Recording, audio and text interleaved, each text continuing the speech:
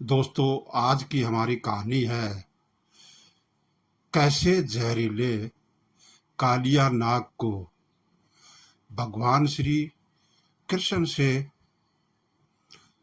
जब माफी मांगनी पड़ गई।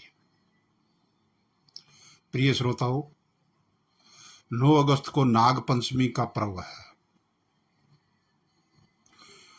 नाग पंचमी का संबंध महाभारत काल से भी है। नाग पंचमी के दिन ही भगवान श्री कृष्ण ने कालिया नाग पर विजय प्राप्त की थी। आज हम जानेंगे कि कैसे भगवान श्री कृष्ण ने कालिया नाग पर विजय प्राप्त की।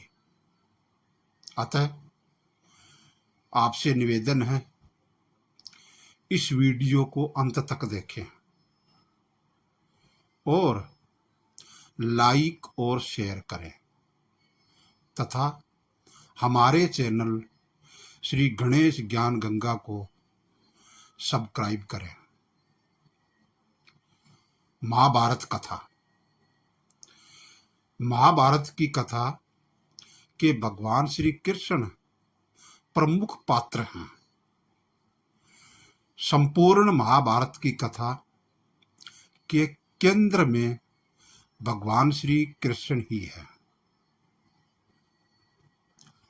धरती पर धर्म की स्थापना के लिए उन्होंने कृष्ण अवतार लिया और अपनी लीलाओं और दर्शन से सृष्टि को वैभव प्रदान किया। नाग पंचमी का पर्व नाग देव को समर्पित है। नाग पंचमी के दिन नाग पूजा का विशेष महत्व माना गया है। नाग यानी सांप प्रकृति के एक जरूरी जीव हैं। पारिस्थितिकी संतुलन बनाए रखने में सांपों का भी अपना विशिष्ट योगदान है। इसलिए नागों की पूजा का विधान है। नंबर 1, यमुना नदी में रहता था कालिया नाग। बाल लीला करते हुए भगवान श्री कृष्ण ने कालिया नाग को घमंड चूर किया था। कथा के अनुसार जब भगवान बाल रूप में माता यशोदा के साथ गोकुल में रहा करते थे, तो गोकुल के पास ही बहने वाली यमुना नदी में कालिया नाग रहता था। कालिया नाग इतना जहरीला था कि उसके जहर से यमुना नदी का पानी काला पड़ गया था। नदी के जल को पीने से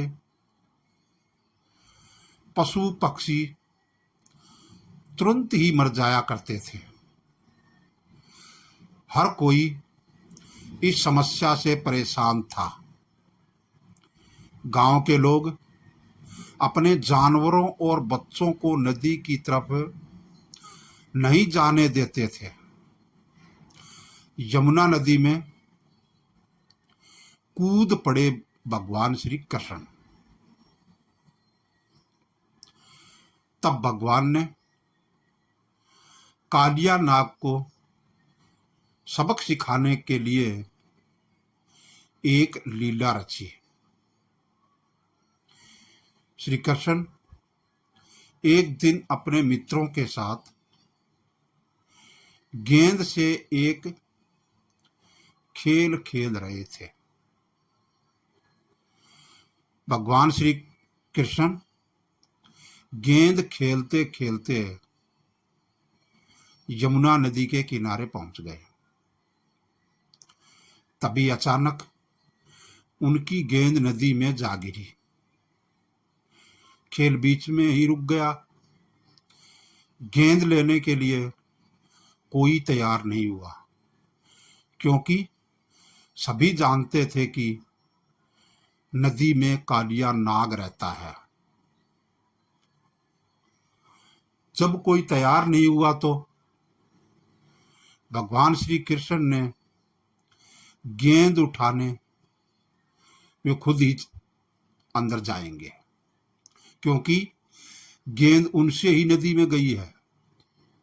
सभी मित्रों ने ऐसा करने से उन्हें रोका, लेकिन भगवान श्री कृष्ण नहीं माने और नदी में छलांग लगा दी। 3, माता यशोदा और गोकुल गांव हो गया परेशान। भगवान के नदी में कूदते ही शोर मच गया। सभी बच्चे माता यशोदा के पास पहुंचे और पूरी बात बताई। इस खबर से माता यशोदा डर के कारण रोने लगी और नदी की तरफ दौड़ पड़ी। माता यशोदा के पीछे पीछे पूरा गोकुल गांव नदी की तरफ दौड़ पड़ा। उधर श्री कृष्ण को देखकर कालिया नाग की पत्नियों ने तुरंत जाने को कहा, लेकिन भगवान ने इनकार कर दिया और उन्हें समझाया कि कुछ नहीं होगा, घबराओ नहीं। तभी वहां पर कालिया नाग आ गया। उसने भगवान श्री कृष्ण से क्रोध में कहा, बालक तुरंत यहां से चला जा। लेकिन उल्टा भगवान श्री कृष्ण ने ही कालिया नाग से कह दिया कि तुम यमुना नदी को छोड़कर चले जाओ। महादेव स्वयं आए कृष्ण को बचाने। कालिया नाग बहुत ही खतरनाक था। उसने बाल श्री कृष्ण को अपनी पूंछ में बांधकर निगलने ही वाला था। तभी स्वयं महादेव आए बचाने के लिए। 5, कालिया नाग के फन पर नाचते हुए बाहर निकले भगवान श्री कृष्ण। इस बात से कालिया नाग इतना क्रोधित हुआ कि उसने भगवान श्री कृष्ण पर ही हमला बोल दिया। श्री कृष्ण ने भी कालिया नाग को मुंह तोड़ जवाब दिया। दोनों में भयंकर युद्ध हुआ। नदी में ऊंची ऊंची लहरें उठने लगी। माता यशोदा और गोकुलवासी घबराने लगे। कालिया नाग ने श्री कृष्ण पर भयंकर विष से हमला किया,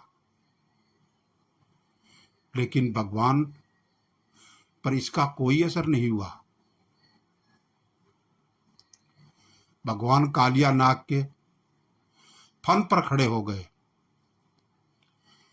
तब वह समझ गया कि ये कोई मामूली बालक नहीं है। अंत में उसने हाथ जोड़कर भगवान से माफी मांगी और यमुना नदी को छोड़ने का वचन दिया। कालिया नाग के फन पर नाचते और बांसुरी बजाते हुए